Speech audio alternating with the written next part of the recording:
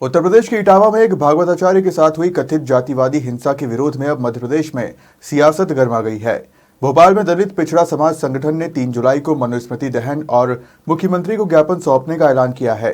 संगठन के संस्थापक और आजाद समाज पार्टी के वरिष्ठ नेता दामोदर सिंह यादव ने इस घटना को मनुवादी मानसिकता का परिणाम बताते हुए कांग्रेस पर भी तीखा हमला बोला। इसके साथ ही उन्होंने मनुस्मृति के प्रकाशन पर प्रतिबंध लगाने की मांग की। प्रणाम। जय भीम, जय संविधान। बंधुओं, आप सबको मालूम है, एक के बाद एक लगातार पूरे देश के अंदर जातिगत मानसिकता के आधार पर प्रताड़ना करने वाले घटनाक्रम घट रहे हैं। 2014 के बाद से इस देश में इन घटनाओं में बहुत तेजी से वृद्धि हुई। आप सबको मालूम है इटावा की घटना। इटावा के अंदर एक भागवताचार्य को सिर्फ इस आधार पे क्योंकि वो यादव जाति के हैं, उनका मुंडन भी कर दिया गया, उनको अपमानित किया गया, उनकी मारपीट की गई। यहाँ तक आरोप है, सच्चाई नहीं पता मुझे, लेकिन जो आरोप लग रहा है कि उनके ऊपर मूत्र का तक छिड़काव किया गया। निश्चित रूप से ये जो घटना है, हम ये मान के चलते हैं कि ये घटना कहीं ना कहीं हमारे समाज के उस ताने बाने की आज भी पोल खोलती है जिसमें हम लोग लड़ाई लड़ रहे हैं सामाजिक न्याय की। और हम कहते हैं कि आज भी जाति के आधार पर ऊंच नीच और शोषण करने की सोच बनी हुई है। ये घटना उसकी तस्दीक करती है कि पिछड़ा वर्ग की जाति, जिसमें यादव सबसे ताकतवर जाति मानी जाती है, और वो भी मुलायम सिंह यादव जी के जिले का ये मामला है जहां पे वो लगातार इतने समय तक उन्होंने शासन किया। तो मैं ये मानता हूं कि निश्चित रूप से ये घटना ये दिखाती है कि आज भी समाज के अंदर जातिगत सोच और मानसिकता से काम हो रहा है। निश्चित रूप से इस तरह की जब घटना होती है तो हमें उसके जड़ में जाना चाहिए, और उसके जड़ में जाने के बाद हमें ये पता चलता है कि भारत देश बाबा साहब के द्वारा बनाए हुए संविधान से चलता है। तो फिर मानसिकता किसकी चलती है? क्या मानसिकता मनुस्मृति की चलती है? क्या मनु का विधान आज भी चलता है? ये कौन कहता है? क्या भारतीय संविधान ये कहता है कि फला जाति के लोग भागवत की कथा नहीं कर सकते, भगवान श्री कृष्ण, भगवान श्री राम, फलाने भगवान ढिकाने भगवान का नाम नहीं ले सकते या नहीं सुना सकते? ये भारतीय संविधान तो ये नहीं रोक लगाता। तो फिर ये रोक कौन लगाता है? ये मानसिकता कौन पैदा करता है? इसलिए हमारे संगठन ने, दलित पिछड़ा समाज संगठन ने निर्णय लिया है। हमारे पूर्व प्रदेश अध्यक्ष जी भी बैठे हैं, बल बहादुर जी, कमल कुशवाहा जी भी बैठे हैं, नागदम्बे जी बैठे हैं, अमित भाई बैठे हैं, और सभी साथी आए।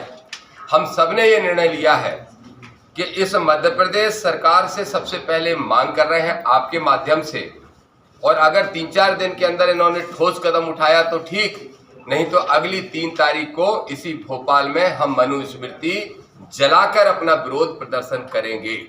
हमारी मांग है कि मनुस्मृति के पब्लिकेशन पर तत्काल प्रभाव से मध्य प्रदेश की सरकार रोक लगाए, और फिर पूरे देश के अंदर भी उसमें रोक लगना चाहिए। उसको बैन किया जाए, उसके छपने पे, उसके बिकने पे, उसको पढ़ने पे, सब पे मनुस्मृति पे बैन किया जाए, क्योंकि मनुस्मृति मानवता के खिलाफ है, किसी जाति विशेष के नहीं, बल्कि देश के ताने बाने के खिलाफ है। इस देश की एकता और अखंडता को खत्म करने का काम करती है। इसलिए मनुस्मृति को हम जलाएंगे 3 तारीख को, और ये हमने निर्णय कर लिया है। इसके साथ साथ एक मांग तो यही है कि मनुस्मृति को बैन करें। दूसरी एक और मांग है जिसके लिए मैंने सबसे पहले 1 महीने पहले आपके बीच में प्रेस की थी और आपके संज्ञान में ये विषय में लाया था। ग्वालियर हाईकोर्ट परिसर के अंदर बाबा साहब की स्टेच्यू लगे, इसकी मांग वहां के वकीलों ने चीफ जस्टिस मध्य प्रदेश से की, और उन्होंने ऑर्डर भी कर दिया। उसके बाद भी वो मूर्ति आज तक नहीं लग पाई। वहीं बार एसोसिएशन के कुछ मनुवादी लोग जो संविधान में विश्वास नहीं रखते, काला कोट पहन के अपनी आजीविका तो चला रहे हैं बाबा साहब के लिखे हुए संविधान के माध्यम से, और कोर्ट चूंकि बाबा साहब के संविधान से ही चलता है, तो बाबा साहब की स्टेच्यू वहां लगना चाहिए। इसको लेके वहां हमारी भीम आर्मी के साथियों ने और बहुत सारे हमारे ओबीसी संगठन के साथियों ने लगातार आंदोलन किया। हम आंदोलन कर रहे हैं, हम वो लड़ाई जीतने के करीब पहुंच चुके हैं। 90% हमने लड़ाई जीत ली है। बहुत जल्दी वहां मूर्ति लगेगी, उसके लिए मैं फिर से जा रहा हूं 10 दिन बाद आंदोलन करने के लिए। तभी कांग्रेस जागी है, और ये जो कांग्रेस है ये बहुत गहरी नींद में नहीं सोती, ये सोने का नाटक करती है। ये नकली अम्बेडकरवादी कांग्रेसी लोग।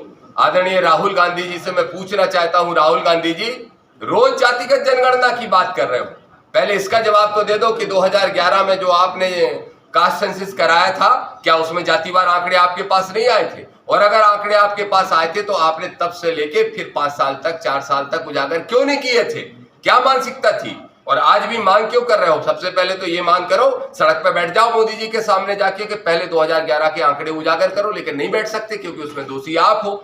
इसी तरह से ग्वालियर हाई कोर्ट के मामले में भी, बाबा साहब की स्टेच्यू के मामले में भी मिस्टर बंटाधार जी जागे हैं बहुत दिनों बाद, आदरणीय पूर्व मुख्यमंत्री जी मध्य प्रदेश के, और वो पहुंच के वहां पे एक नौटंकी करके आए, फिर उपवास का कार्यक्रम रख दिया। जब हम सड़कों पे लड़ रहे हैं, केस झेल रहे हैं, हमारे कार्यकर्ता वहां पे भीम आर्मी के कार्यकर्ता पिटाई खा रहे हैं, वकीलों से संघर्ष कर रहे हैं, हमारे वकील साथी जो कोर्ट के अंदर है वो रोज संघर्ष कर रहे हैं, उसके बाद कांग्रेस जागी और उपवास की नौटंकी कर रही है। मतलब महात्मा गांधी जी की कांग्रेस बाबा साहब के लिए उपवास कर रही है। इन नौटंकी बंद करो कांग्रेसियों, तुम्हारी नौटंकी हमारे आंदोलन को कमजोर कर रही है। मैं स्पष्ट तौर पे कह रहा हूं, बाबा साहब के आंदोलन को, सम्मान को हम सब लड़ लेंगे, अपनी जान देनी पड़ी तो देने को हम तैयार हैं। इसलिए मैं कहना चाहता हूं, क्योंकि फूल सिंह बरैया जी, बहुत स्पष्ट तौर पे कह रहा हूं, बहुत महत्वपूर्ण बात कह रहा हूं, फूल सिंह बरैया जी हमारे मूवमेंट के बड़े नेता हैं, मैं उनका सम्मान करता हूं, मेरे ही जिले भांडेर से विधायक हैं। फूल सिंह बरैया जी ने 36 मिनट के भाषण में 6 बार अपनी ये पीड़ा जाहिर की कि कांग्रेस और बाबा साहब की विचारधारा अलग है, इनको एक करने की जरूरत है। इतना ही नहीं, फूल सिंह बरैया का भाषण आप सुन लेना, हमारे साथी आपको सब भेज देंगे लिंक उनकी। उन्होंने उसी उपवास कार्यक्रम में 1000 लोगों के बीच में कहा कि कांग्रेस के अंदर आरएसएस के कीड़े पल रहे हैं। वही फूल सिंह बरैया जी ने अंत में भाषण में ये तक कहा कि बाबा साहब से संविधान की उपाधि, संविधान निर्माता की उपाधि वापस लेके BN राव को दी जाए, इसकी मांग 4 कांग्रेसी 5 कांग्रेसी नेताओं ने राष्ट्रपति को चिट्ठी लिख के की। और उन्होंने कहा जीतू पटवारी जी 20 दिन हो गए, क्यों अभी तक उनको पार्टी से नहीं निकाला? मैं भी आपसे पूछना चाहता हूं, जीतू पटवारी जी जवाब दो, क्या ऐसे लोगों को आप पार्टी में रख के बाबा साहब की लड़ाई लड़ना चाहते हो? ये नौटंकी बंद करो।